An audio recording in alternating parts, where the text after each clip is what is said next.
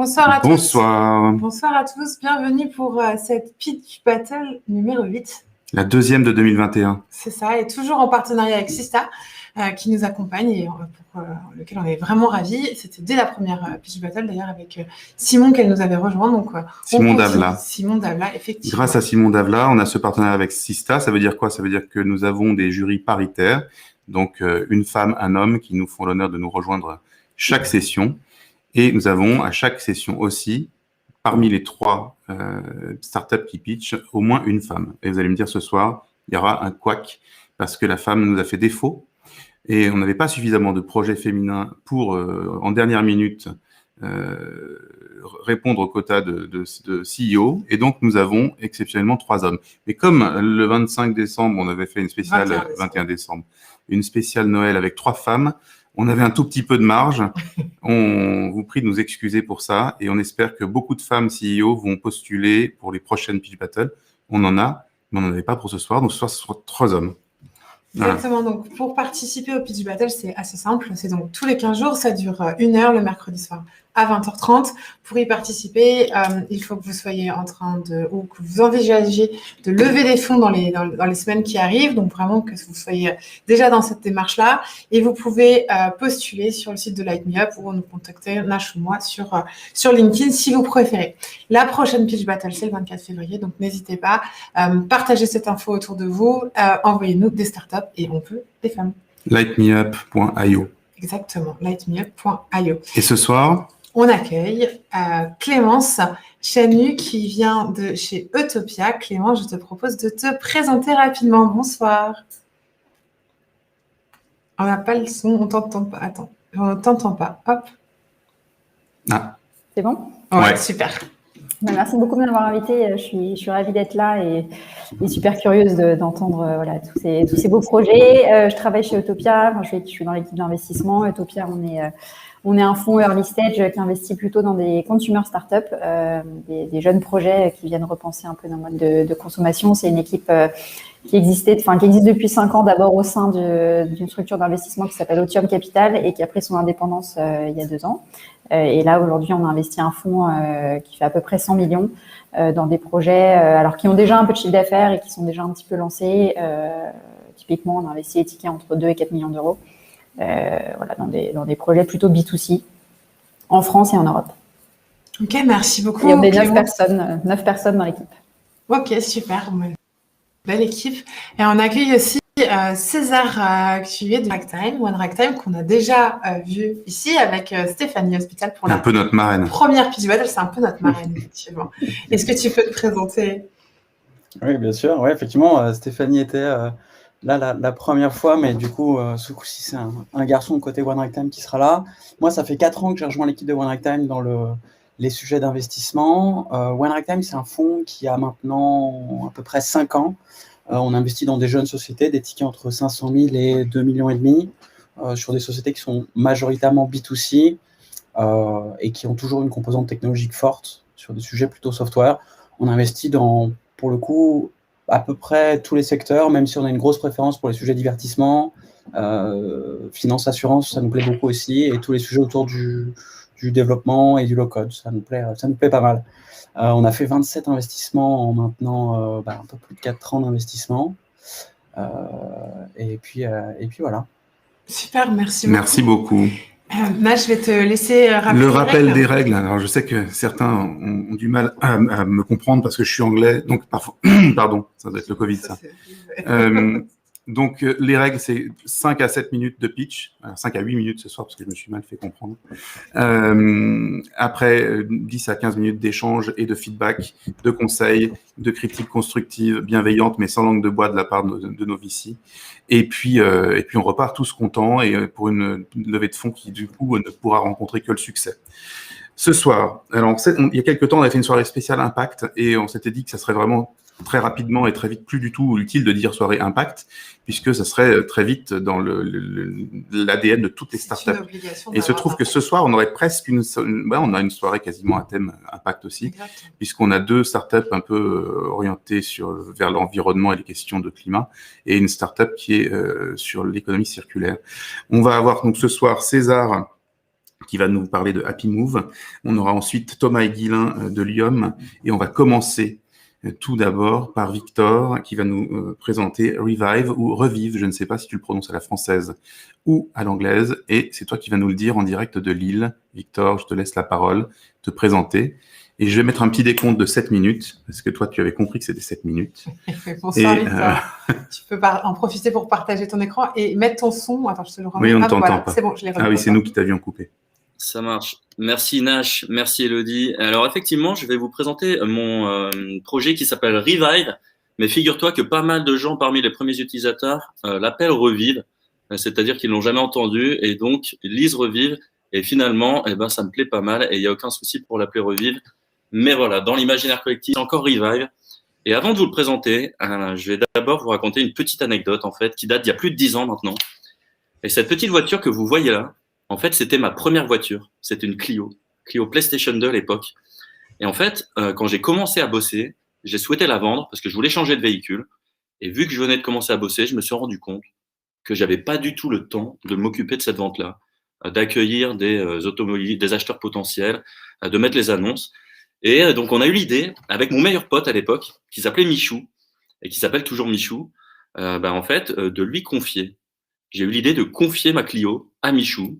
Donc, il est venu chez moi, il a récupéré la voiture, il a nettoyé. Je peux vous dire qu'il y avait pas mal de boulot parce que j'étais assez désordonné. Il a mis en vente, il a fait essayer à des clients potentiels. Et figurez-vous qu'il a fini par la vendre, ma Clio, 3 500 €. Et donc, là-dessus, en fait, il a gardé un ticket d'environ 500 €. Donc moi, j'étais content parce que j'avais vendu ma Clio sans rien faire. Michou était ravi parce qu'il avait gagné de l'argent en valorisant ses compétences commerciales. L'acheteur final était content parce qu'il avait fait une très bonne affaire. Et au final, sans le savoir, à l'époque, en fait, on avait inventé un concept d'une startup qui est toute jeune, qui a 1 mois d'existence et qui s'appelle donc Revive. Et Revive, c'est le dépôt-vente entre particuliers. Notre mission, c'est de faciliter la seconde vie des trésors qui dorment chez les gens. C'est presque plus qu'une start-up. Moi, je le vois vraiment comme un mouvement citoyen au service de la seconde vie. C'est pas du bullshit de communicants. L'idée, c'est que, un peu ce que tu viens de dire, Nash, on est persuadé que tous les business models qui réussiront demain auront en commun d'arriver à réconcilier réussite économique et sauvegarde de notre petite planète avec de l'impact environnemental, mais aussi de l'impact sociétal et social. Le problème, c'est que voilà, finalement, moi, j'ai déménagé à la fin du confinement. Je me suis rendu compte que j'avais plein d'affaires qui traînaient chez moi. Et ça me faisait chier de m'en occuper. Rien que d'y penser, j'étais fatigué, de les mettre en vente sur le bon coin. Et finalement, ça se défend parce que finalement, c'est un processus très long. 4 à 6 heures en moyenne pour vendre des objets sur les plateformes traditionnelles comme Vinted, comme Le Bon Coin.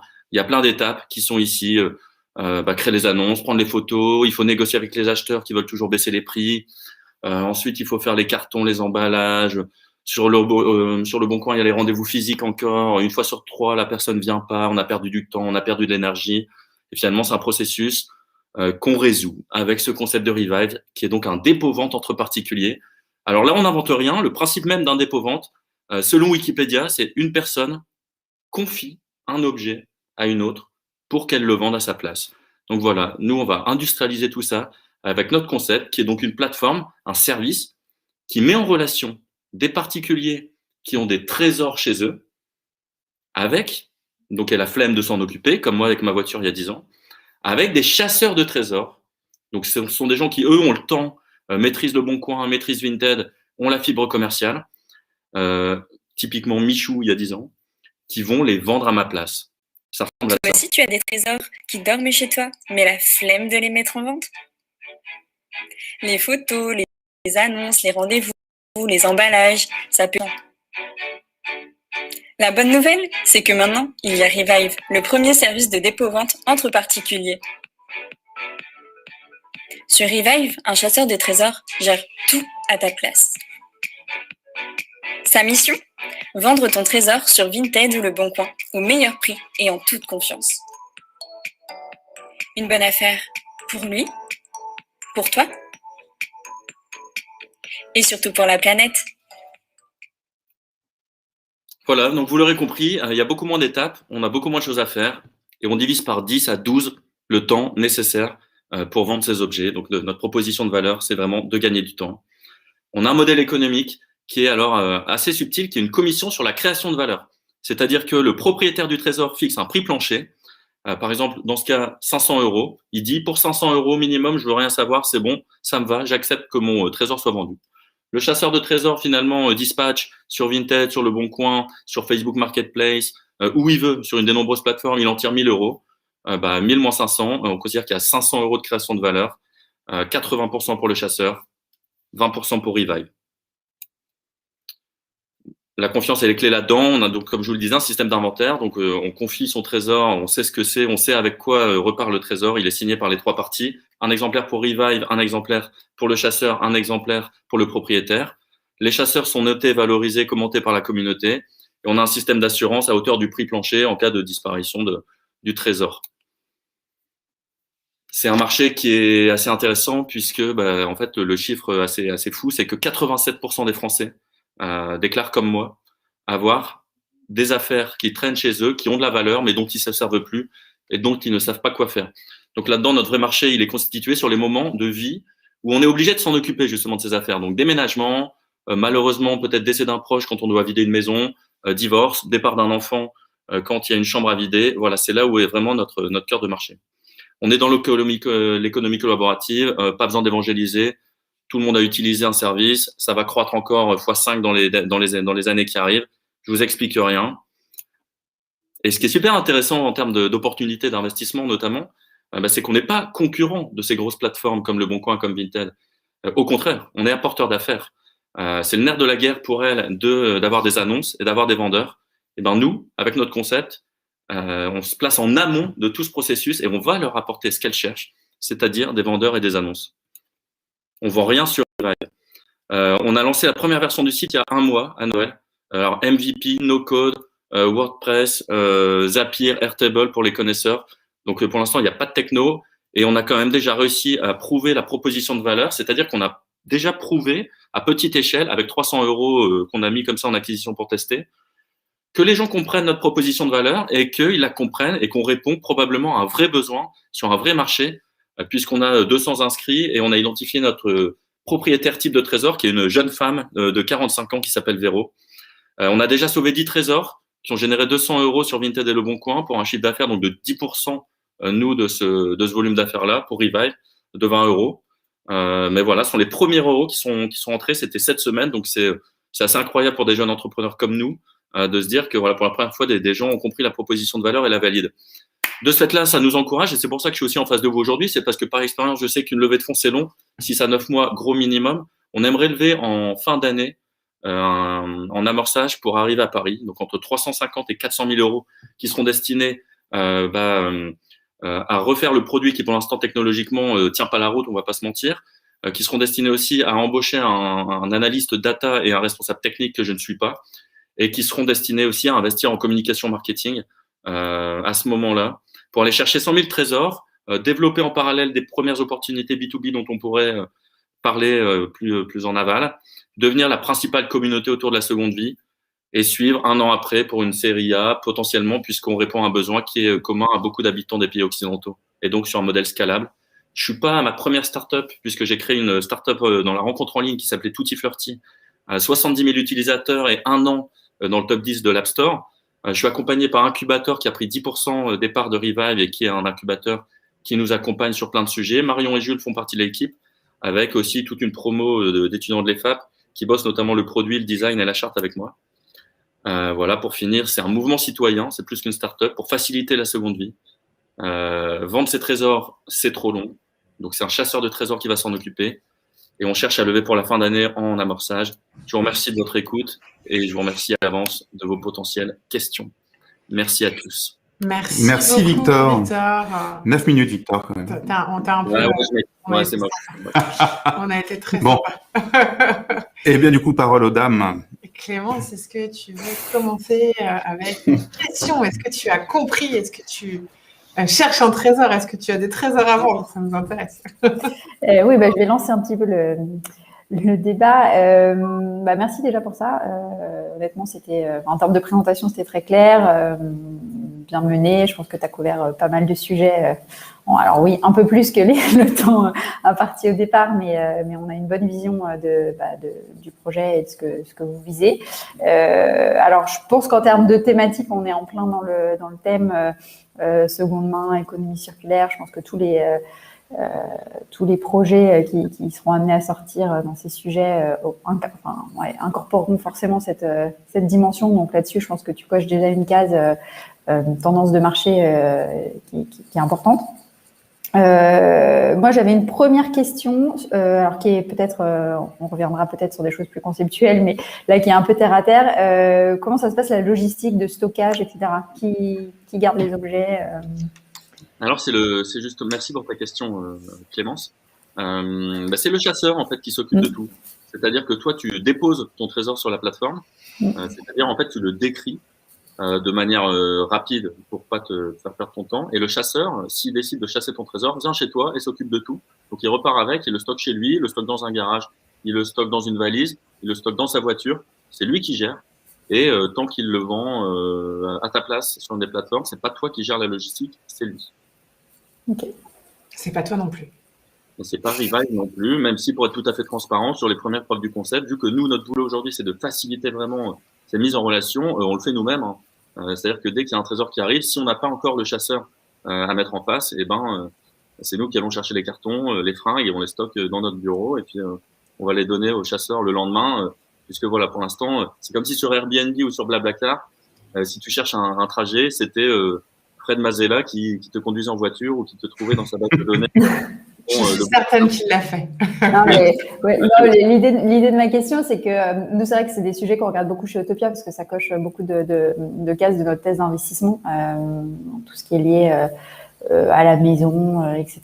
Et il y a notamment des sujets de seconde main et de deuxième vie, notamment du mobilier, qui à chaque fois nous posent toujours la même question en termes de logistique et de stockage deviennent vite complexes. Alors quand on parle de société, mais là encore plus de particuliers, où on se dit si on veut être chasseur de trésors un peu de métier, on va faire ça en parallèle de ces autres activités, on peut vite se retrouver à devoir gérer pas mal d'objets, quoi, y compris des objets de grande taille. Ça peut être très fun. Très juste. Et non, effectivement, on a des chasseurs de trésors pour l'instant qui ont des camionnettes et qui ont des camions. Donc, c'est eux qu'on lance vers les vides maisons, par exemple. Moi, j'ai tendance à penser, mais moi, je sais que je ne sais pas, que le trésor idéal, effectivement, est petit et a de la valeur, mais est petit, typiquement des montres, de la joaillerie ou des choses comme ça, dont on a parfois du mal à estimer la valeur. Le chasseur, il a aussi une expertise, un peu comme un agent immobilier va venir expertiser la maison et voilà. Parce qu'effectivement, sinon la logistique est compliquée. Et nous, notre boulot, c'est de faire comprendre aux chasseurs que c'est rentable et que c'est mieux d'être chasseur de trésors sur Revive, déjà pour la planète et pour plein d'autres sujets, mais aussi parce que ils gagneront bien leur vie et ils manifesteront pas contre la plateforme, comme on a pu voir sur plein de plateformes plus tard. Donc effectivement, la logistique très importante. Merci beaucoup. C'était effectivement ma question. Tu as commencé à y répondre, Victor. D'ailleurs, merci beaucoup aussi pour le pitch, l'explication. Je suis obligé d'être d'accord avec la première analyse qui était de dire que c'est un sujet qui est très, très dans le temps et qui surtout, on voit qu'il y a beaucoup de plateformes qui se lancent, on voit qu'il y a beaucoup de choses qui marchent assez bien. Et du coup, je pense qu'effectivement, l'économie qui va tourner autour de ces plateformes et notamment de la gestion de ces biens-là, elle commence à faire vraiment sens. Donc, en termes de timing, on est bien dedans. Tu as commencé à répondre à cette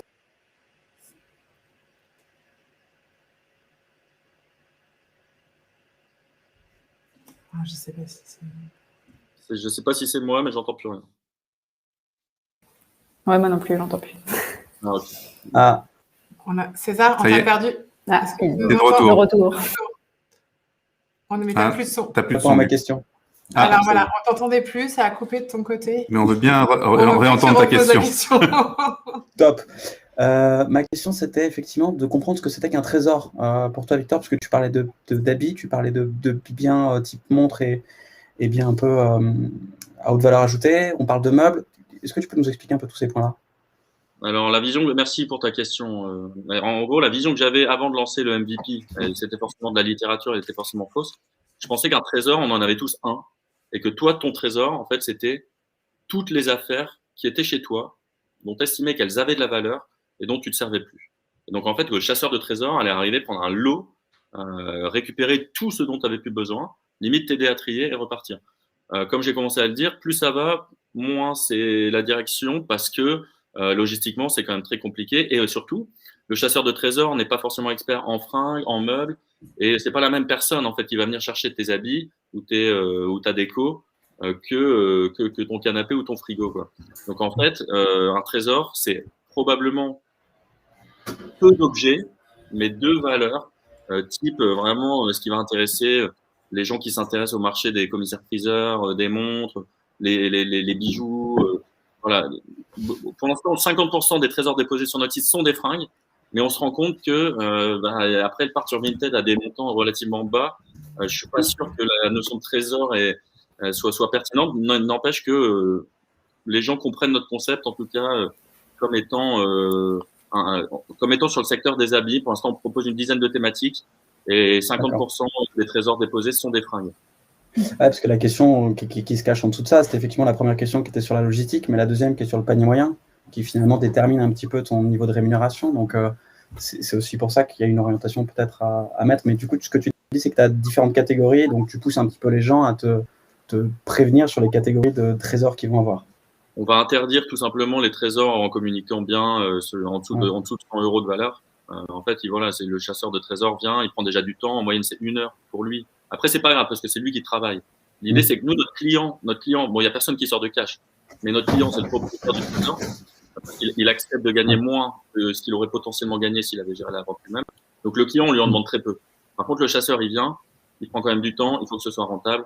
Donc, effectivement, t'as mis le doigt, c'est des paniers moyens plus élevés. Et ils discutent ensemble autour du prix plancher? Ouais, tout à fait. Alors, toi, en tant que propriétaire de Trésor Clémence, tu fixes un prix plancher quand tu déposes ton trésor sur la plateforme. Et ensuite, le chasseur décide ou non de le prendre et peut aussi négocier avec toi en disant, écoute, moi, je connais cette montre, j'en ai déjà vendu 2, arrête de te fourvoyer, ça vaut pas 300 balles, ça vaut 100 balles. Voilà.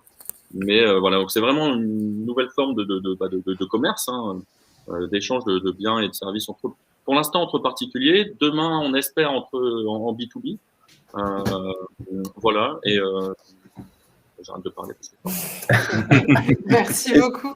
Et César, tu avais une dernière question peut-être, excuse-moi. Écoute, juste excuse-moi. Est-ce que tu as vocation à aider les personnes qui veulent vendre leur trésor et les chasseurs de trésors à préestimer les prix de leur trésor ou pas? Un petit peu comme tu parlais de Blablacar ou de Airbnb, on a un pré-sizing des prix. Est-ce qu'il y a des choses comme ça qui sont prévues? Alors, prévu techniquement, je te mentirais si je te disais que c'était dans la prochaine version et qui va sortir la semaine prochaine. Par contre, oui, bien sûr, puisqu'on a conscience que notamment en fait la notion de la data en général, elle sera clé en fait là-dedans, et l'analyse de ces data, et elle nous permettra de faire plein de choses. Et parmi celles-là, effectivement, prendre les gens par la main en les aidant à déterminer le bon prix, rentable pour le chasseur de trésors, suffisant pour le propriétaire, généré automatiquement. On n'en est pas encore là, mais ça fait partie des sujets qui seront clés au moment vraiment de scale, on va dire après la preuve du concept. Là, on se laisse 6 mois pour la preuve du concept, donc on a commencé il y a 1 mois. On est super content des retours. Jusqu'à juin, on va dire, c'est ce qu'on appelle vraiment cette preuve du concept sur l'île. Et c'est pour ça aussi que je me suis permis de solliciter Nash et Elodie, puisque je sais que si l'idée c'est de lever fin d'année, j'ai déjà, en plus de parler à mes clients et à nos chasseurs et de les fédérer, j'ai cette mission aussi d'aller commencer à semer des graines chez certains pour leur parler de Revive et pour qu'ils me connaissent déjà en fin d'année. Okay. Merci beaucoup. Est-ce que Clémence, tu aurais un conseil à Victor pour conclure? C'est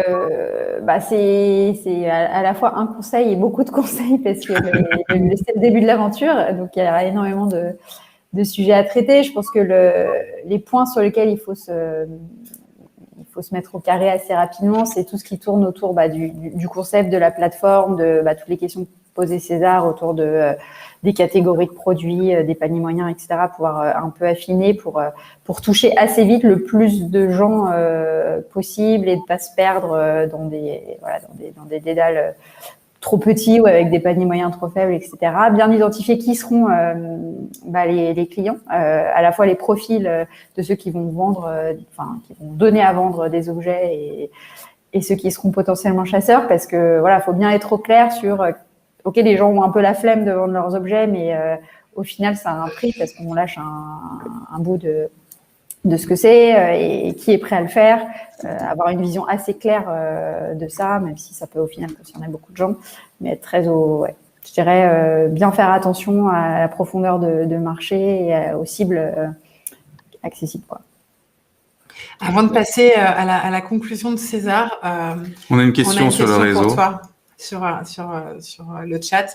Des gens qui aiment bien te chatouiller là où ça gratte, qui te disent qu'est-ce qui empêche de bypasser la plateforme et de garder la commission ou de partager entre le vendeur et les chasseurs. Alors, sécurisation du paiement et assurance du trésor pour le fonds, et aussi dans la stratégie un petit peu plus philo, la valorisation par la communauté et le fait qu'en fait, si tu outrepasses, comme tu peux le faire d'ailleurs sur toutes les autres plateformes C2C, en fait, tu n'as aucun intérêt si tu veux de la récurrence. Et nous, on a besoin de récurrence. Justement, ça m'amène à la question suivante de Jojo, qui dit quel sera le statut des chasseurs de trésors? Alors, question qui va être un petit peu étonnante, mais qui pose la question de quelle est la sécurité de l'emploi pour eux? Donc, je pense qu'il y a une problématique de compréhension. Cela ne pose-t-il pas un problème de précarité? Alors, merci Jojo. Nous, on veut que ce soit irréprochable moralement. Vraiment, c'est pas du bullshit de communicants. L'impact, en fait, sociétal et on va dire même financier, pour moi, il est aussi important que l'impact environnemental. Donc, on sera super à cheval là-dessus. Alors, pour l'instant, de fait, les chasseurs de trésors sont des étudiants, surtout ceux qui sont inscrits. Donc, ils le voient comme un complément de revenu. Voilà. Leurs statuts sont donc pour l'instant des particuliers, on va pas se mentir. Le particulier, il n'a pas le droit de faire du commerce, comme vous le savez mieux que moi. Donc, il a le droit jusqu'à 3 000 euros sur ces plateformes de chiffres annuellement, qui doit néanmoins d'ailleurs normalement déclarer, mais voilà, il doit pas en tout cas se mettre comme auto-entrepreneur. Et derrière, nous, on a envie que ce soit par contre des auto-entrepreneurs. Effectivement, on va les aider, les accompagner là-dessus, avec le statut d'auto-entrepreneur qui leur permet de tout déclarer et que ce soit que tout ça soit propre. Avec de ce fait-là une sécurité de l'emploi qui dépendra de la réussite du projet et du nombre de trésors qui seront dessus à chasser. Moi, je pense au fond de moi qu'ils peuvent gagner beaucoup d'argent parce que j'en suis persuadé depuis l'histoire de Michou. Par contre, effectivement, c'est un statut qui peut paraître précaire. Alors moi, je pense que ça l'est pas parce que pour moi, c'est lié à la génération qui arrive et aux évolutions du monde du travail. Et moi, globalement, je trouve qu'il y a beaucoup de positifs là-dedans. Néanmoins, il y a de la pédagogie et il reste à évangéliser et à sécuriser aussi. Donc, j'ai pas toutes les réponses. Mais par exemple, pour continuer là-dessus, si j'ai encore 30 secondes. Non, t'as plus du tout 30 secondes. L'ancien journaliste qui est en toi pousse. Je vais laisser la parole à César pour clore. Pour conclure avec un dernier conseil. Écoute, je conclue en commençant par te dire merci pour la présentation et pour l'enthousiasme qui est quand même vraiment top. La conclusion, elle est dans un premier temps très proche de celle de Clémence et dans un deuxième temps, je voyais dans la fin de ta présentation que tu parlais d'une levée de fonds en fin d'année. Peut-être te donner quelques éléments qui seront regardés, recherchés par les investisseurs potentiels. Ça peut potentiellement t'intéresser.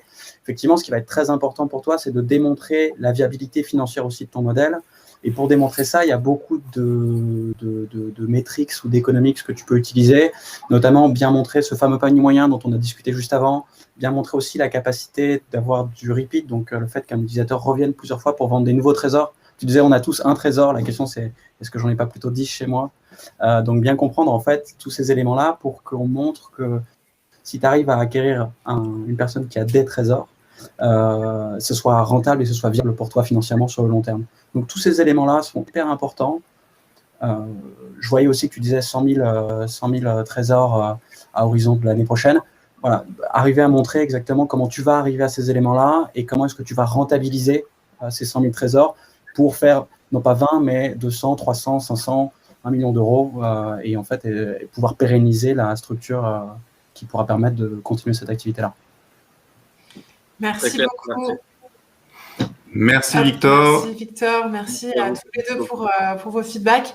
Victor, on t'embrasse, tiens-nous au courant de la On n'a pas le droit, suite. c'est On n'a pas le droit, pardon, interdit. excuse-moi.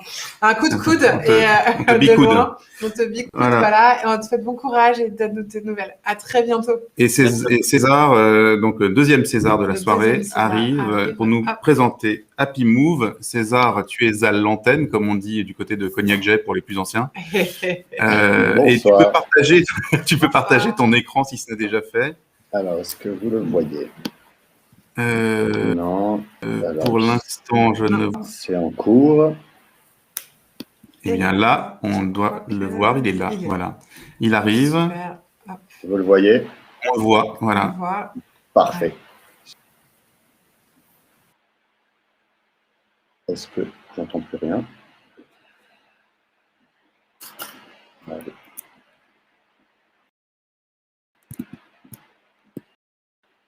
Est-ce que vous m'entendez? Je ne vous entends plus.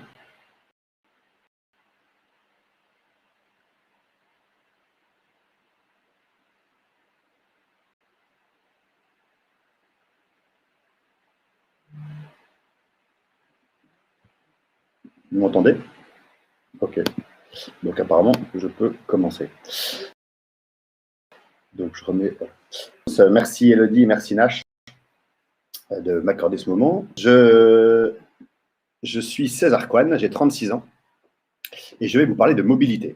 Donc après une école de commerce, j'ai eu 2 expériences à responsabilité dans 2 autres secteurs jusqu'à devenir gérant associé. Et il y a 1 an, j'ai rencontré Antoine, qui deviendra mon associé en mai dernier. Antoine, lui, il a fait ses études et ses premières expériences dans la logistique. Et il a créé Happy Move en 2006. Donc, c'était très visionnaire. Et donc, Happy Move, c'est un service de transport et de livraison au cœur des villes, opéré grâce à des taxis-vélos à assistance électrique. Happy Move répond à 2 besoins. Le premier, c'est un besoin de mobilité des citadins pour le dernier kilomètre. Et si Antoine était là, il vous raconterait qu'en 2006, il travaillait en dehors de l'île et il vivait dans le centre de l'île. Et lorsqu'il mettait sa voiture dans le parking et qu'il devait aller faire ses courses le samedi pour sa semaine, sur le retour, chargé de ses sacs, il se posait toujours la même question. Comment font les autres? Comment font les personnes âgées? Comment font les personnes à mobilité réduite? Comment font les familles pour faire leurs courses et leurs déplacements du quotidien? Et le deuxième besoin auquel on répond, c'est un besoin des collectivités qui ont entamé la transition vers des villes apaisées. Donc, des villes, j'ai une slide, voilà, des villes, pour répondre, voilà, des villes sans pollution, sans bouchons. Et donc, on peut voir quelques constats ici. Un Parisien passe en moyenne 1 semaine par an dans les bouchons. La vitesse moyenne à Paris, c'est 15 km/h en voiture. Et enfin, on a eu une vague verte aux dernières élections municipales. Donc, la réponse à ça, c'est le taxi-vélo. Et pourquoi? Dans un taxi-vélo, on est en sécurité. En sécurité des autres usagers de la route, les voitures, les camions, les autobus. Et en plus, on est protégé des intempéries. Ensuite, c'est une grande capacité d'emport. On peut charger 2 adultes, 2 enfants, des bagages, des courses, des animaux. C'est rapide, même très rapide. Pourquoi? Parce que déjà, j'ai une vitesse moyenne de 18 km/h. Et surtout, je peux emprunter les pistes cyclables, les voies de bus, les rues piétonnes. Et donc, forcément, d'un point A à un point B, quelle que soit l'heure de la journée, je suis forcément plus rapide qu'un autre moyen de locomotion. Et donc, comme je suis plus rapide, je suis moins cher également qu'un VTC ou qu'un taxi. Et enfin, le taxi-vélo, c'est très pratique, car le taxi-vélo vient me chercher à la porte de mon logement et il va m'emmener à la porte de mon rendez-vous. Et je peux réserver par téléphone ou par appli, en appelant ou par appli. Le marché, je ne vais pas m'éterniser dessus parce que, comme vous en doutez, le marché de la mobilité, il est colossal. Par contre, voilà, on fait de la livraison et du transport de personnes. Le transport de personnes, ça représente 30% de nos trajets. Bon, la Nash m'a demandé de modifier cette slide, je n'ai pas eu le temps de le faire, désolé. Ce qu'il faut retenir ici, c'est que les villes veulent mener la vie dure aux véhicules thermiques. Donc, OK, maintenant, il faut trouver des solutions faut trouver des solutions moins polluantes et si possible écologiques. Donc, aujourd'hui, OK, on a le Vélib, on a le vélo cargo, on a les trottinettes. Maintenant, le gros enjeu, il est à trouver des solutions inclusives, donc accessibles pour tous et par tous. Et l'une des solutions inclusives, c'est cette capacité d'emport. Il faut que je puisse transporter plusieurs personnes. Il faut que je puisse transporter une personne avec son plein de courses, une étagère, une personne avec son déambulateur ou son fauteuil roulant. Tout le monde doit pouvoir également réserver, que ce soit par l'application ou par le téléphone. Et là, Nous sommes la seule société structurée avec une flotte de taxis vélos, une application et un accueil téléphonique. Nos cibles, on va se concentrer sur ce qu'on sait bien faire aujourd'hui. Aujourd'hui, 65% de nos utilisateurs sont soit des personnes âgées, soit des personnes à mobilité réduite, en tout cas des personnes qui sont en peine de mobilité, et également une grosse part de nos utilisateurs, ce sont les enfants. On va les chercher à l'école et on les emmène à leurs activités extrascolaires. Ça nous amène de la récurrence. Et plus tard, lorsqu'on on aura un peu plus de volume, on pourra aller attaquer le grand public. Nos cibles, on les atteint par une manière, c'est via des prescripteurs. Donc ces prescripteurs, ce sont les collectivités, les mairies, les régions, les départements, et des professionnels. Ce sont des sièges sociaux, de la grande distribution, des commerçants, également des organismes de santé, les cabinets médicaux, dentaires, kinés, etc. Et donc ces gens-là, ils doivent nous acheter des trajets pour leurs clients, leurs administrés, leurs collaborateurs, leurs patients, sous forme d'abonnement, où il y a plusieurs formes, on pourra revenir dessus si vous le souhaitez. Notre modèle, donc on a 3 sources de revenus, une partie publicité, une partie mobilité. Je vais commencer par la partie mobilité. D'abord, on a la commission, vous connaissez très bien, c'est comme Uber, le chauffeur a accès à une application, on prend une commission. Et enfin, la location, les taxis vélos nous appartiennent et on les met à disposition des chauffeurs via un loyer. Et la partie publicité, ça, Antoine l'a très bien fait pendant 14 ans.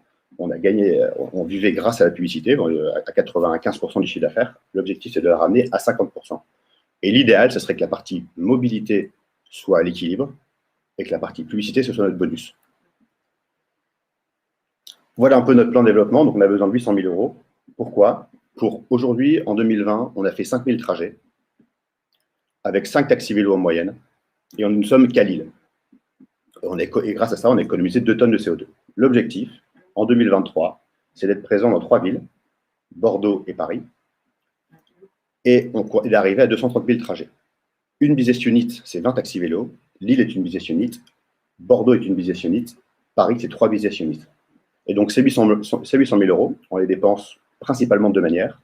Une partie marketing pour offrir cette première expérience à nos futurs utilisateurs, nos futurs clients. Donc, on va offrir des trajets via nos prescripteurs. Et ensuite, on va embaucher la force commerciale pour justement attaquer et suivre de près ces prescripteurs. L'objectif en économie de CO2, c'est 105 tonnes avec 230 000 trajets. Voilà l'équipe aujourd'hui. Donc, on est 2 associés plus un collaborateur salarié. Et l'objectif d'une ville, ce sera à peu près 5 collaborateurs par ville avec une holding qui gérera toute la partie marketing, financière et l'accueil téléphonique parce que, comme je vous l'ai dit, l'utilisateur peut appeler directement le standard pour réserver un trajet. Voilà, merci de votre attention. Écoute, je suis pour quelqu'un qui va demander 8 minutes, tu vois, ça n'a même pas sonné. J'ai rétréci mon speech. C'est bien, tu as fait une moyenne avec Victor, c'est parfait. Alors, merci beaucoup. Je tiens juste avant de donner la parole à spécifier qu'effectivement, avant le passage devant les VC, on demande généralement des envois de pitch deck et que parfois on en discute. Mais je tiens aussi à préciser que l'on ne coache pas les startups qui sont passées devant vous ce soir. Tout est, pour être en toute transparence, avec ceux qui participent, on n'a pas fabriqué les pitch decks avec vous. On aurait un boulot de voilà. VC. Non, puis on n'a pas le temps. Voilà, donc parole à nos VC. Allez César, est-ce que tu veux commencer? Oui, bien sûr. Écoute César, déjà merci beaucoup pour le pitch, pour la présentation. Bravo pour les développements. Est-ce que tu peux, juste dans un premier temps, donc j'ai compris que ça avait été fondé en 2006, donc c'est une société qui existe depuis un moment. Quand est-ce que toi, tu as rejoint la structure et pourquoi est-ce qu'aujourd'hui vous levez des fonds alors que vous ne l'avez pas forcément fait jusqu'ici? Qu'est-ce qui vous motive aujourd'hui à vouloir exploser et à vouloir ouvrir des nouvelles villes, à 14 ans après le lancement finalement de la structure? Alors, moi, donc, je me suis associé avec Antoine en mai dernier. On s'est rencontrés donc, il y a pile poil un an. Et donc, pendant 14 ans, Antoine s'est focalisé sur la pub. C'est-à-dire qu'il a créé Happy Move, il s'est dit comment je vais gagner de l'argent rapidement, et la pub était un excellent moyen. Donc, il vendait l'ensemble du taxi vélo, l'ensemble de l'espace disponible à la publicité, et il s'est développé comme ça. Et quand on s'est rencontrés, il avait déjà commencé un peu sa réflexion, Il a pris du recul en disant, OK, comment demain je peux faire exploser mon modèle? Et c'est en passant par la mobilité. Et donc, on a beaucoup discuté. Il m'a fait part de ses réflexions et on s'est dit, tiens, on va adapter la stratégie et on va accélérer sur la partie mobilité. Ça passe par, donc, on ne propose plus l'ensemble du taxi vélo à la publicité, on ne propose plus que l'arrière. Quand je vais voir un annonceur, maintenant, on lui vend la publicité, mais on lui vend des trajets. Donc, on a fait un contrat avec la SNCF en janvier. Il nous a acheté de la publicité, mais il a offert des trajets aux Lillois. On a bossé avec Casto. Casto nous achète de la publicité, il nous achète des trajets, il nous achète de la livraison. Voilà, donc on essaie maintenant à chaque fois de mêler les deux et on n'y arrivera que comme ça. D'accord. Et du coup, tu vois ces partenaires comme étant les personnes qui vont te faire grossir et te faire notamment te développer sur les prochaines villes, sur les sujets mobilité et pub? Tout à fait. En fait, demain, on peut suivre nos partenaires Grande Distrib, on peut les suivre sur notre ville. Donc, ils vont nous amener, nous, ce qu'on a cherché, en fait, toutes nos décisions, maintenant, elles sont pour répondre à un seul objectif, c'est cette croissance de trajets. On doit tout faire pour augmenter notre nombre de trajets journaliers, annuels. Et donc, on doit trouver de la récurrence. Et la récurrence, elle vient par nos partenaires, via la livraison et via l'achat de trajets. Okay. Merci beaucoup, Clémence. Est-ce que tu as des questions? Oui, du coup, je rebondis un peu sur ce que disait César. Déjà, bravo pour la présentation et pour ce qui a déjà été réalisé. Donc, c'est vrai, comme il y a un peu de recul sur la société, qu'est-ce que vous identifieriez voilà, comme facteur de succès, alors, qui a fait que ça a marché jusqu'à présent, et surtout, qu'est-ce qui va vous permettre d'augmenter le nombre de trajets? Alors, je pense, en effet, la partie un peu plus B2B, mais par exemple, si moi, demain, je sors du Monoprix avec mes courses et que je veux appeler un taxi vélo, qu'est-ce qui fait qu'on arrive à toucher plus de gens? Est-ce que déjà, il y a beaucoup de vélos? Est-ce qu'il faut attendre longtemps un vélo? Est-ce que voilà, quel est un peu votre recul là-dessus et qu'est-ce que vous avez identifié comme gros levier pour accélérer, quoi? Aujourd'hui, on est utilisé pour un transport du quotidien, c'est-à-dire pour aller chez le médecin, pour aller faire ses courses, pour aller à la banque. Et donc, c'est, on va dire, la moitié du temps des trajets qui sont prévus, qui sont réservés. Et on doit consolider ça, on doit accélérer là-dessus. Et pour ça, il faut qu'on aille voir les prescripteurs en question, qui nous recommandent auprès de leurs clients, leurs patients, etc. Pour cibler des gens comme vous, en sortant du Monoprix ou qui arrivent à la gare ou autre, là, il nous faut du volume. Il nous faut vraiment, c'est pas 20 taxis vélos dans une ville, c'est quasiment une centaine. Et on va y aller progressivement. Si on y va directement vers ce volume, donc le grand public, on va se brûler les ailes. Et là, c'est pas 800 000 qu'il nous faut, c'est plusieurs dizaines de millions d'euros. Ouais. Donc, on va capitaliser sur notre cible du jour, du moment, c'est-à-dire les personnes à mobilité réduite et les familles. Pour ça, il faut qu'on aille voir les mutuelles, il faut qu'on est en train de discuter avec la CPM, il faut qu'on discute avec l'Agence régionale de santé, il faut qu'on aille discuter avec la grande distribution, ce qu'on est en train de faire, les commerçants, eux qui à coup de 10, 20, 30 trajets par jour, vont nous amener. Nous, on a un objectif de 100 000 trajets, c'est notre point mort. On doit faire 100 000 trajets par an sur une ville pour atteindre notre point mort. Voilà, donc c'est tous ces prescripteurs qui doivent nous amener.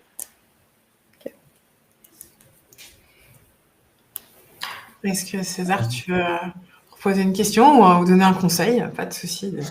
J'en profite pour rebondir effectivement par rapport à la question qui a été posée et par rapport à ce que tu disais. Effectivement, tu dis qu'il faut par exemple à Lille 100 taxis pour couvrir le besoin grand public. Tu disais qu'effectivement les vélos taxis étaient à vous. Vous les achetez? Vous faites du leasing? Vous faites comment pour avoir cette flotte aujourd'hui? Donc aujourd'hui, on a 20 taxis vélos à Lille. Les 20 ont été achetés.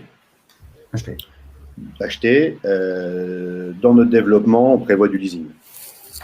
D'accord. C'est ça le... Ok, très clair. Et pourquoi on pourrait proposer aux chauffeurs de les acheter, mais c'est pas comme un Uber Eats ou un Uber, ils vont pas utiliser ce moyen dans leur plan, dans leur cadre personnel. Donc voilà, ils n'ont pas d'utilité à l'acheter. Ouais. Okay. Et ça vaut quand même, quasiment 12 000 euros un vélo. Donc, Ok. Et une petite question que tu disais, parce que moi je rebondis juste là-dessus, tu parlais juste avant effectivement du nombre de trajets qu'il faut pour rentabiliser sur une ville. C'est quoi le panier moyen d'un trajet et c'est quoi du coup pour toi ce que tu récupères sur un trajet en moyenne? Donc, un trajet moyen aujourd'hui, c'est 7 euros. 7 euros. C'est 7 euros. Nous, en fait, notre zone de jeu, c'est vraiment du 200 mètres aux 4 km. C'est vraiment la zone de jeu d'un taxi vélo. Et pour 7 euros, on est en général aux de 1,5 km, 1,6 km. Et donc, là-dessus, nous, on prend 15% sur le trajet. Donc, aujourd'hui, ça représente peanuts. Le loyer plus la commission, ça ne représente pas grand-chose. Ça représentera quelque chose quand on sera sur du volume sur une ville et sur Paris et Bordeaux. Okay. On a une question qui nous vient d'ailleurs, des réseaux. Camille qui nous dit 100 000 trajets, 100 000 trajets sur une grande ville, c'est rien du tout. Ça fait 10 utilisateurs par an pour 10 000 habitants. C'est réalisable, bravo. Est-ce que justement, ce que je lis à travers les lignes, c'est que vous semblez, ce pivot, vous l'engagez avec mesure. Merci Camille, ça fait du bien d'entendre ça, parce qu'en général, parfois, on nous dit l'inverse. Donc, je suis complètement d'accord avec toi. Nous, le rythme de croisière d'une ville avec 20 taxis vélos, on est à 250 000 trajets. Donc, moi, je suis convaincu qu'une ville comme Lille, une ville comme Bordeaux, le plafond de verre, il n'est pas à 20 taxis vélos.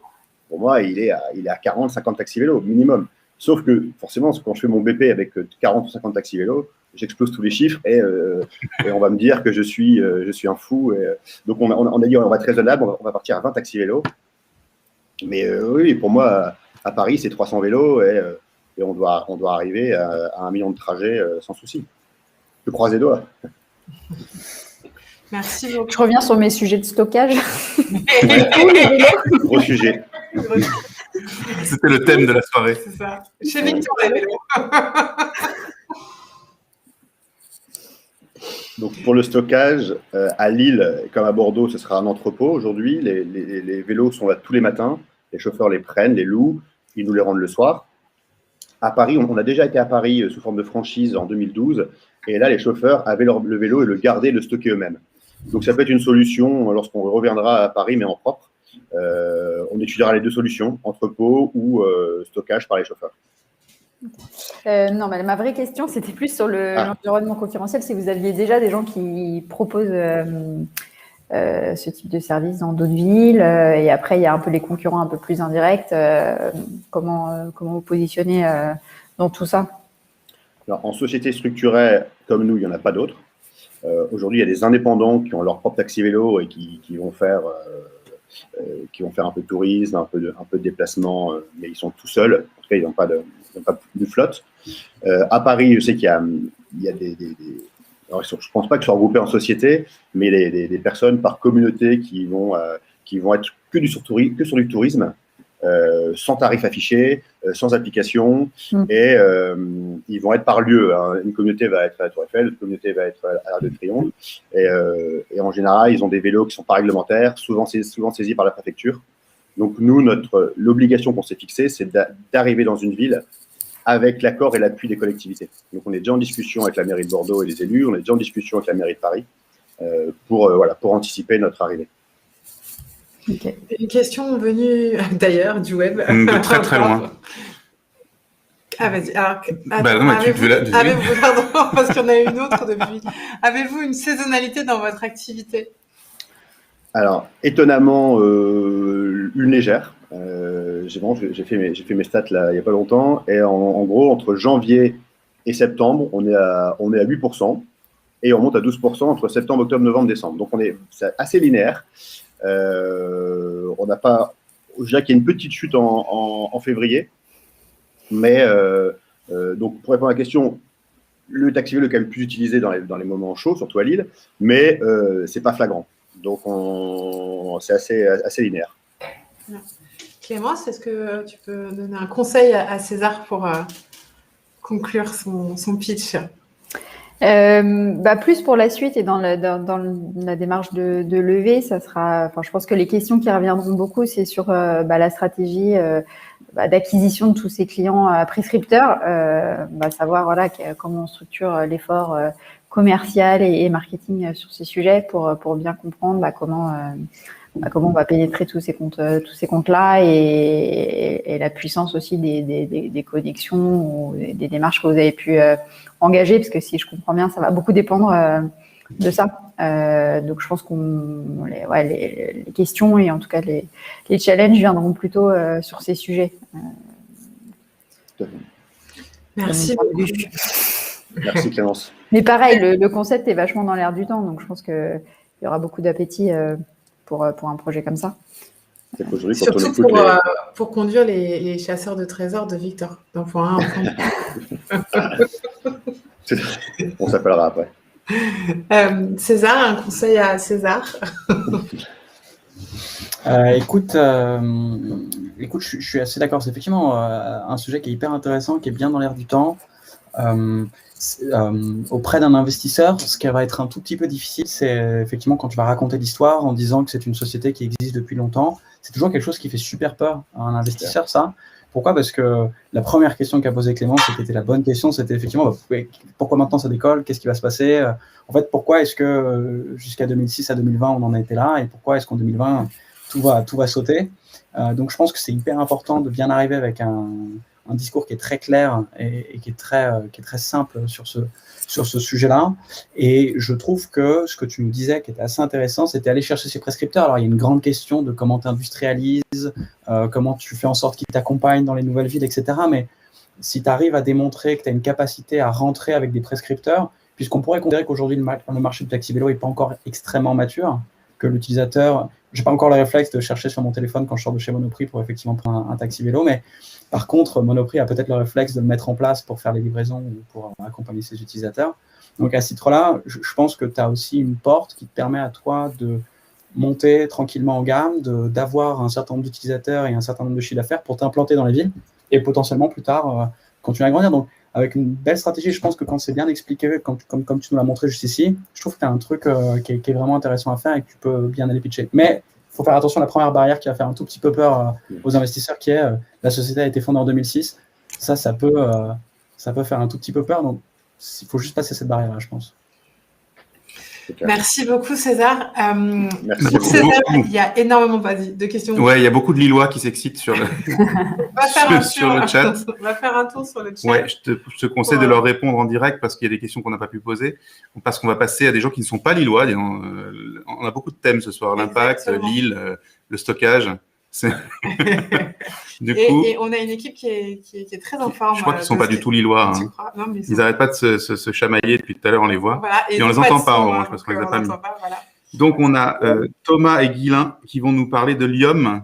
C'est ça, qui ne sont pas lillois. Eh bien non, vous n'êtes pas du tout lillois, vous êtes où vous ?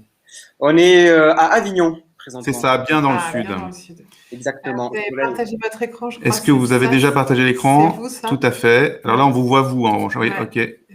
C'est une belle mise en abîme. Voilà. Est-ce que vous voyez notre magnifique logo maintenant ? Alors là, oui. On le met à l'écran. Nickel. Voilà.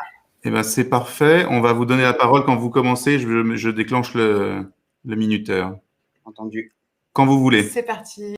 Alors, bonjour à tous et nous espérons que vous allez bien et que cette année 2021 débute bien pour vous.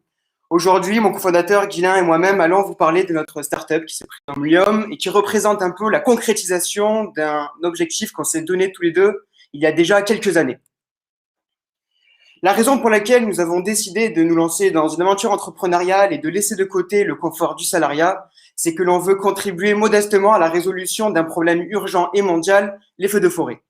Rien qu'en France, en 2019, c'est près de 15 000 hectares de forêt qui sont partis en fumée et ça équivaut environ à 21 000 terrains de foot. Par ailleurs, apparaissant principalement sur le pourtour méditerranéen et dans le sud-ouest de l'Hexagone, d'après des études de Météo France, les feux vont bientôt concerner les forêts du centre de la France, celles de Bretagne, mais aussi celles des Vosges, qui commencent d'ores et déjà à dépérir. Et donc, c'est une augmentation de près de 30% des risques de feux de forêt qui est à craindre à l'horizon 2040. D'où la nécessité urgente de trouver des solutions efficaces pour aider les pompiers à combattre ce fléau environnemental qui s'intensifie d'année en année. On a alors posé la question aux pompiers, quels sont vos principaux points de douleur ? Suite à cela, notre premier axe de réflexion s'est fait autour de la prévention, car les pompiers cherchent constamment de nouvelles solutions afin de limiter l'impact des incendies sur les forêts.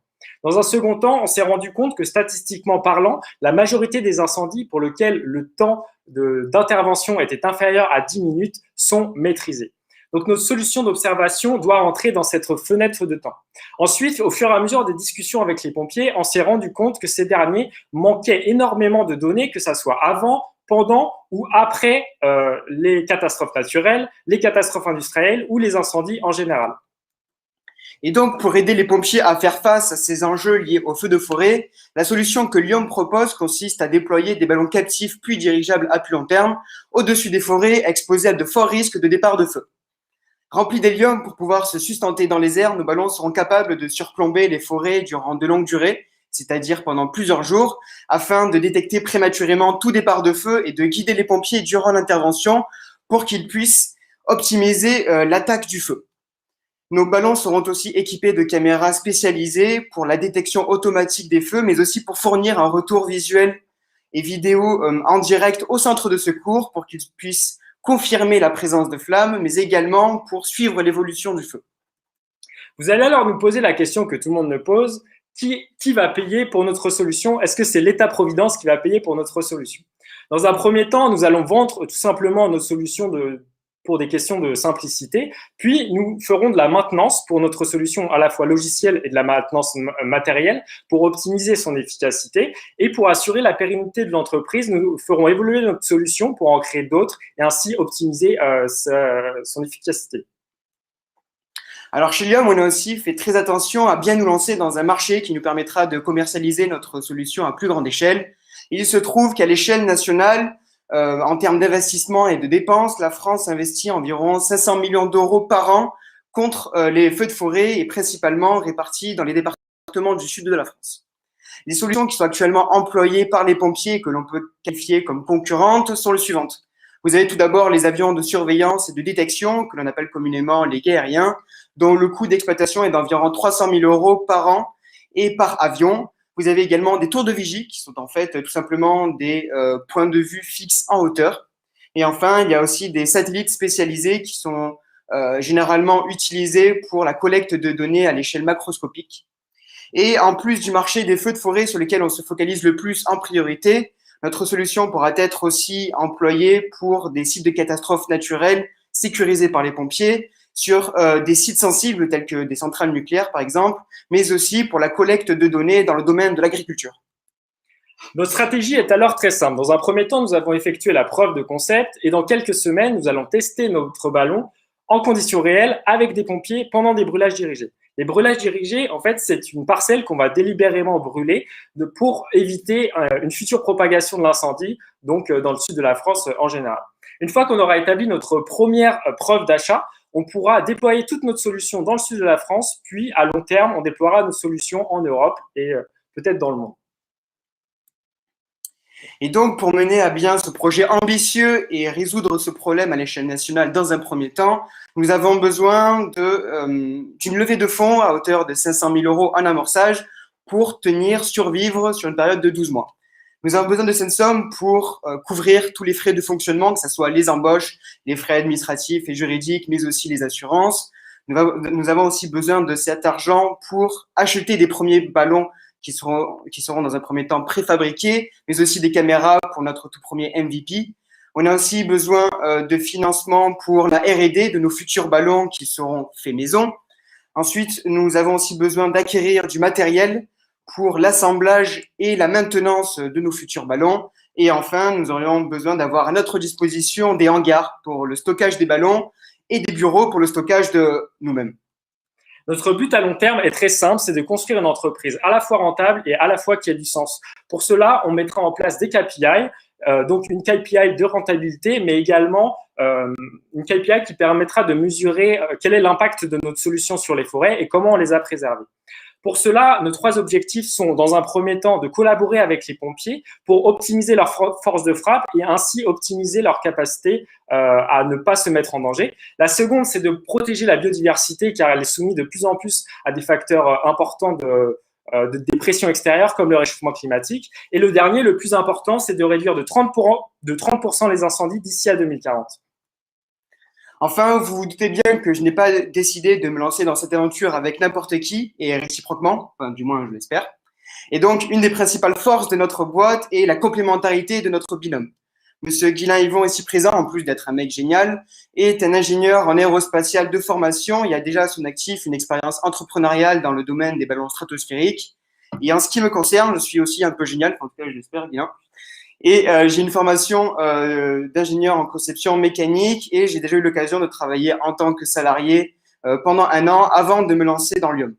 On se connaît tous les deux depuis 4 ans déjà et on a déjà eu l'occasion de travailler ensemble sur plusieurs projets pendant nos études, mais aussi pendant un stage qu'on a effectué tous les deux en Afrique du Sud, pendant lequel on a dû essuyer plusieurs galères, plein de galères, mais nous sommes la preuve physique ce soir que nous avons pu les surmonter plus ou moins. Enfin, nous ne sommes pas seuls dans ce projet ambitieux car on s'est entouré de plusieurs partenaires stratégiques et techniques qui vont nous aider à combattre et vaincre ces maudits feux de forêt qui nous saoulent, clairement. Donc, merci pour votre attention et si vous avez des questions, lâchez-vous. Merci. Merci beaucoup à tous les deux pour ce pitch très intéressant. On change effectivement, ça réchauffe pour aujourd'hui. Oui, c'est le côté du Sud qui ne réchauffe pas les feux de forêt. Mais on va passer la parole à Clémence, sans doute, en premier. Merci pour cette présentation. Alors, je suis contente parce que dans les thèmes, là, on est pile dans ce qu'on aime bien faire chez Utopia, le bon pour la planète, bon pour soi ou bon pour la société. Donc là, on a que des thèmes qui collent. Donc bravo pour ça. Oui. J'ai l'impression qu'il y a un gros sujet technologique, enfin de maîtrise de technologie. Donc j'ai bien compris la complémentarité de l'équipe et que voilà, vous avez plutôt des parcours ingénieurs dans l'équipe. Comment vous faites aujourd'hui pour toute la partie un peu R&D conception? Vous avez des partenaires ou des experts qui travaillent avec vous sur ces sujets? À quel point c'est déjà un petit peu internalisé ou pas? Comment vous êtes organisé? Alors en fait, pour le moment, donc c'est-à-dire pour ce qui est de tous les protos, toute la conception, toute la fabrication est faite par nous dans cet appartement avec là de bricolage et de bricolage qui sont occupés. Mais on s'est aussi rapproché d'un consortium européen qui regroupe tous les acteurs du secteur des ballons dirigeables. Et oui, ça existe. Et donc, en fait, ça nous met en relation à la fois avec des fabricants de ballons, des experts, des personnes qui sont à la Commission européenne pour un petit peu gérer toutes les problématiques de régulation aérienne, qui sont une autre paire de manches, et aussi des fournisseurs, que ce soit pour les caméras, tous les systèmes embarqués. Donc, en fait, on se considère un petit peu comme des assembleurs qui vont chercher sur les technologies qui sont déjà approuvées aujourd'hui, que ce soit pour les ballons ou pour l'électronique.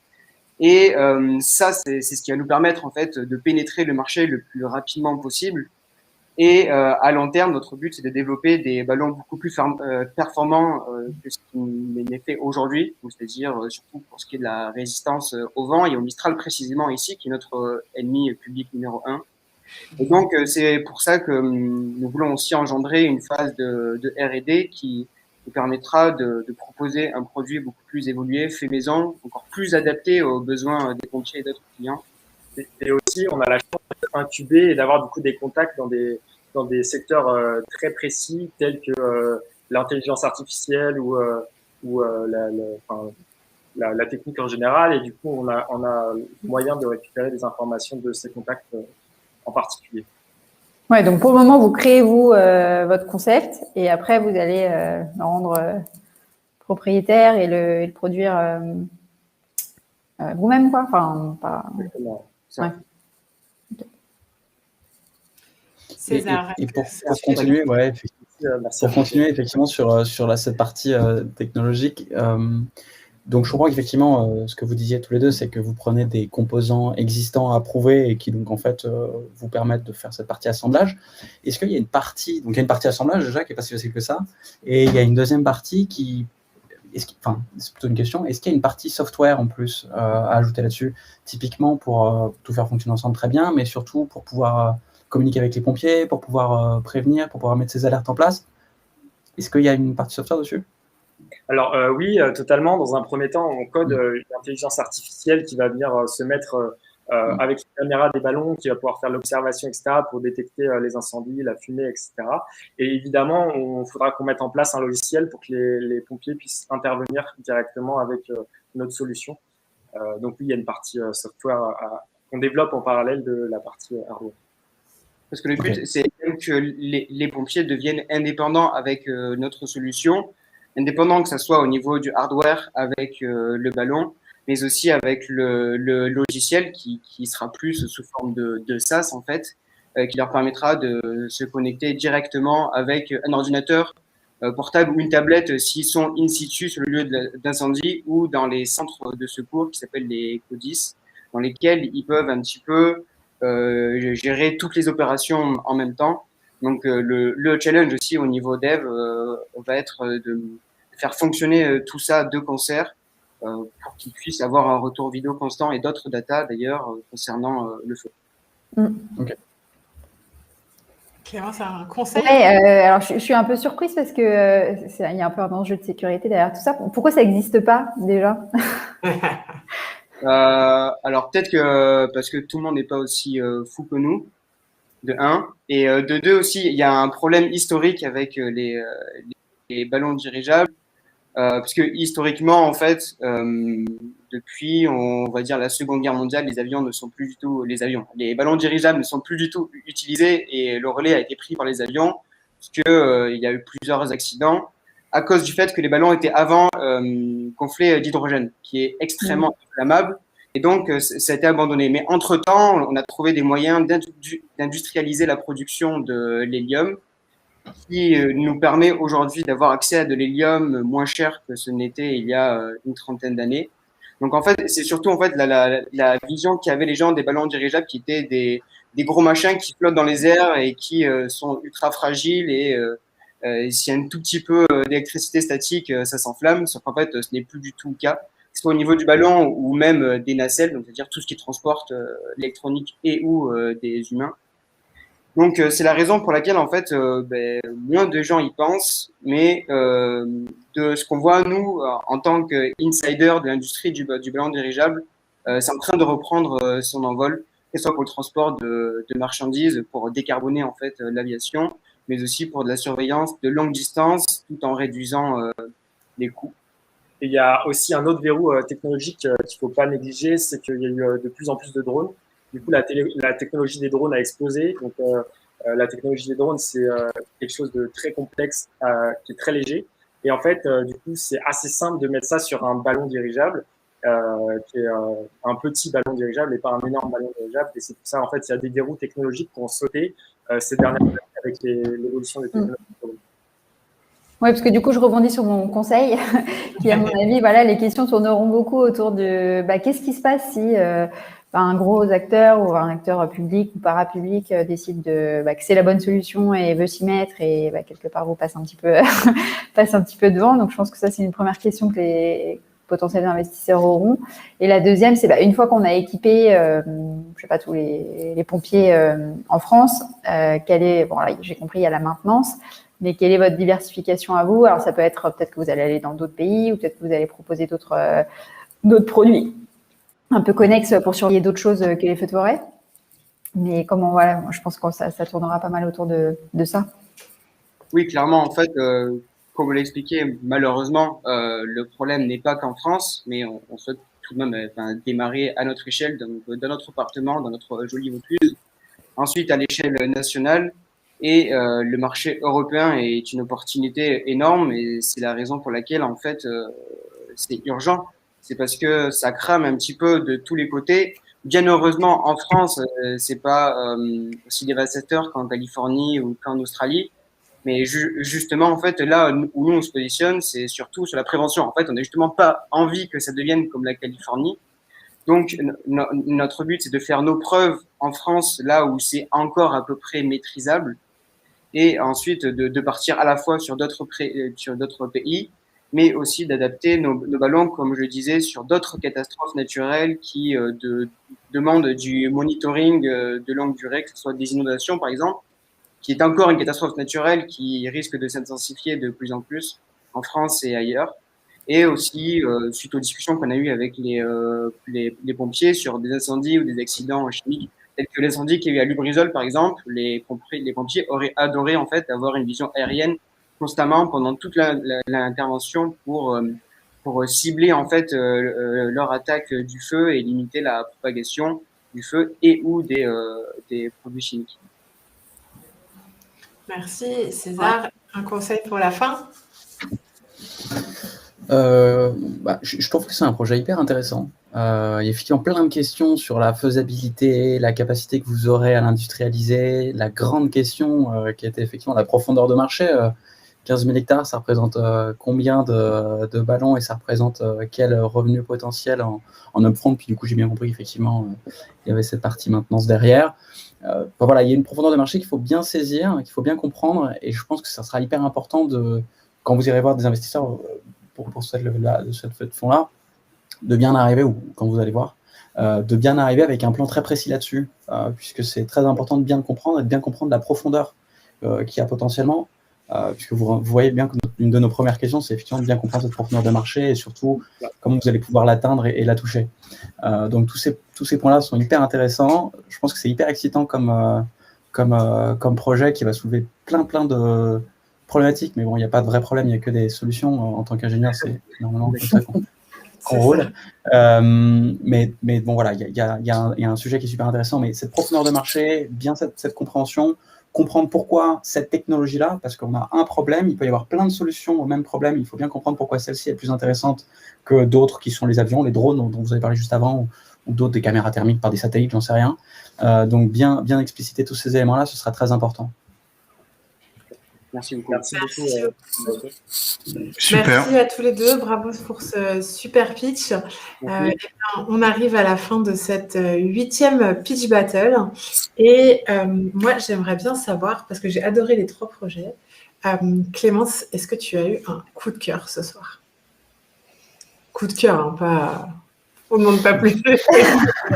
On n'a pas bien que chez Utopia, les sujets très techno ou très tech, c'est pas ce qu'on sait faire le mieux. Le projet Lium m'interpelle aussi parce que je suis un peu surprise que ça soit deux jeunes qui puissent prendre à bras le corps un sujet aussi important que celui-là et qu'il n'y ait pas des solutions aussi efficaces qui aient déjà été déployées.